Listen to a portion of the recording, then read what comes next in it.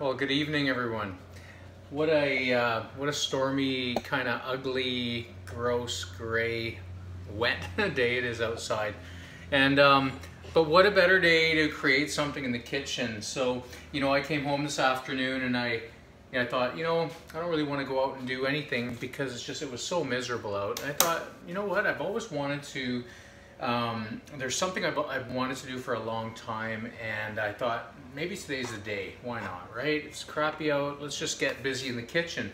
So tonight, what I'm doing is I'm creating a cauliflower pizza. And I've heard lots of recipes, and I've heard lots of people doing and creating cauliflower pizza. And there's lots of methods because I looked on the internet. For me, I don't know the answers, so I'll look it up. I'll Google it, I'll find it somewhere. And when I saw it, a couple of different methods, some of them were like you get a cheesecloth and you boil the cauliflower, you grind it up, boil it, squeeze it, get all the juices out, then you add eggs, and I thought that seems like a messy lot of trouble. And this way wasn't very much easier, but I think it would be easier when I get used to it. So yeah. So I looked up something on the internet and it gave me a pretty good idea of how to make cauliflower pizza crust, but I added a few touches of my own because that's just the way I can't steal somebody else's stuff without improving on it. So yeah, hopefully I'm going to try and improve on it. It was a good little YouTube video, so let me just grab my whisk because I'm going to need that. And what I've done, and I'll explain sort of the method. Here's what I've done so far. So everybody can have a look. I've taken the cauliflower and I've basically grinded it up. I've used a food processor. You can actually even grind it on a cheese grinder. I added a little bit of really finely chopped onions to it as well. And what you're trying to do is you're trying to cook it. There's two ways of doing it. You can get the cheesecloth and squeeze all the juice out, or you can actually slow cook it and all the steam rises out so it actually becomes dry enough that you can cook. Because you're dealing with a vegetable and you're trying to create a pizza crust that's typically made with flour and dough or flour and other ingredients, baking soda, baking powder, and all that. And you're substituting a vegetable, so you're trying to get the same taste, texture, or as close to it as you can. So that's the idea behind the whole concept of the cauliflower, because you got to find a good binder. So best binder for me is an egg. So excuse me while I just disappear for 2 seconds. I gotta get better at that. I apologize, but sometimes I forget little things and I have to go back into the fridge and get them. It's the way it is. So what I've done is I've chopped up some fairly finely grated cheese in here, and I've added a whole egg and I've whisked it up. I'm gonna add a little bit more of egg white just to help with the binder of the. You don't add too much because you don't want an egg mixture. Basically, you want the egg on the cheese to help bind it. So we're gonna add a little bit of cheese, a little bit of Parmesan cheese, and we're gonna use I'm probably gonna use a little bit more than 2 cups. The recipe that I Googled was about 2 cups, but I'm making a little bit of a bigger one. So go big or go home, right? So here we are. So I've added the cauliflower to the egg and cheese mixture, and it's time to basically start mixing this because we're making the crust now. So we're going to mix it with a little bit of hand to get it going, and then, that's right, I'm going to grind this up with the whisk, get it into a good paste, because you want the paste, right? There we go. There we go, a little bit more. There, finally let go. Now, best thing, if you're trying to use this and a cauliflower mixture for your crust, one of the tips I suggest, and most of the YouTube videos that I Googled suggest this too, parchment paper. Especially when you're baking it in the oven, because easiest way to flip it, because you're gonna need to flip this one, because it's not a drained one with the cheesecloth. So, let me grab my spoon here and we are gonna get going. So I've got some cheese and some toppings for it later, and this is gonna be really good. So let's get our toppings started, or sorry, our crust started. Now I'm just hoping, fingers crossed guys, that this is going to be enough binder to hold together. And if it doesn't, well, you know what? It's one of those nothing ventured, nothing gained. But I think we're going to get lucky here. I just have this feeling. So what we're going to just do is we're going to grind it up a little bit. We're going to pat it down. And we're trying to get about a 12-inch pizza. I mean, I'm making pizza for 2. You can certainly go bigger if you want to. But I used a bowl about this size. So I'm going to say there was about maybe 2.5 to 3 cups worth.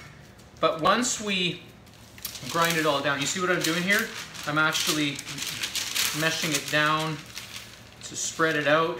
I mean, you could probably do this with a plate or with a rolling pin if you have it. I just prefer to do it this way, a little bit of hands-on.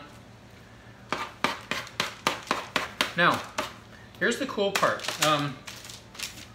You want to try and get it as much as possible. Now, the sides are very important, and I'll tell you why. Because if it's too thick in the middle and thinner on the sides, what you're going to have is you're going to have more of a textured pizza, and it's going to be a burnt crust on the sides, and you don't want that. So what we want to do is we want to beef up the edges of the pizza.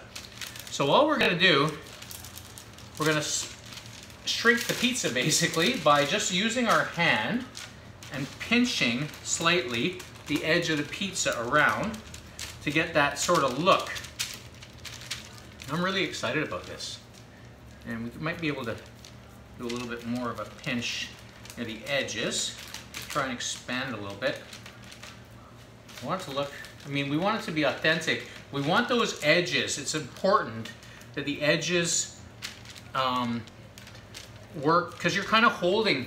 The edges also act as a parameter for your ingredients too, so they don't start dripping over, and then you have a real mess. See, I didn't use profanity there. I was going to say something else. I was going to say shit mess, but see, old habits die hard. So yeah, you guys can have a quick little look-see at my creation. And you know what? Guys, to be honest, it's a lot of work to save on, you know, some maybe to help on nutrition, but it is a lot of work, or it can be a lot of fun too. I mean, I was like, oh man, this is like more work than I thought, but it's also a lot of fun, so enjoy it. So basically, if that's what it looks like. Now you see, I can do a little bit of an angle like that. You can see I've raised the edges like that around it, just to get that, that sort of parameter around to hold everything in. Now this is going to go in the oven now. It's going to go in the oven at about 350 for about 10 minutes or so. Then I'm going to flip it, because I want to get that texture on the other side too. Okay, I want to see, I want to make sure, and you'll see what happens after I flip it. So, bon appetit, it's going to be good. All right, that's going to go in there nicely. Now, like I said, I have the convection oven on at 350, and that's going to basically take us to the crust, sort of 3/4 portion of it. And after that, then we're going to add some ingredients. Now, I was kind of looking in the fridge. I didn't have a lot of ingredients. I didn't really feel like going shopping actually today because it was so nasty out. But you know what? Sometimes you can make, you know, you have ingredients, you can play with them. There's lots of stuff. You can experiment is what I'm saying. You don't have to have the typical pizza stuff. So like for me, I had a little bit of pea meal bacon left. So the pea meal bacon was, I had a little this much left, so I thought I'd chop it up and throw it in the frying pan. And I had about a chicken breast and a half left, so that's going to be the good protein for that. Then we're going to put a little bit of Parmesan cheese, a little mushroom, which is on here, and this nice little chunk, see that? That's goat feta. So that's going to get crumbled on after the toppings are on, near the very end, and after they've cooked for a few minutes. We're going to crumble on them, we're going to put it back in the oven. Stay tuned, this is going to be fun. I'm going to stop this video, and I'm going to do another one right after when we pull it out, and we're going to see how it turns out. I'm excited. Thanks for tuning in, everyone, and yeah, look forward to seeing how this pizza turns out. You know, a healthier version, right? Why not? You don't always have to, I mean, seriously, it would have been easier and probably cheaper. I'm being honest with you. It probably would have been cheaper for me to go down to Mumbo's Pizza down the street and grab a 3 or 4 big slice of pizza. And they're delicious. I love Mumbo's Pizza. But you know what? Sometimes there's more satisfaction in creating something at home. I'm creating a healthier version. We're using things like, you know, cauliflower, chicken, some ham, some egg whites, some high protein, some spinach, some mushrooms, you know. Not to say they don't use good ingredients, because they do, but you know, with the cauliflower crust, it was one of those things I needed to try and see if it worked and listen to all the critics. So yeah, stay tuned. See you soon.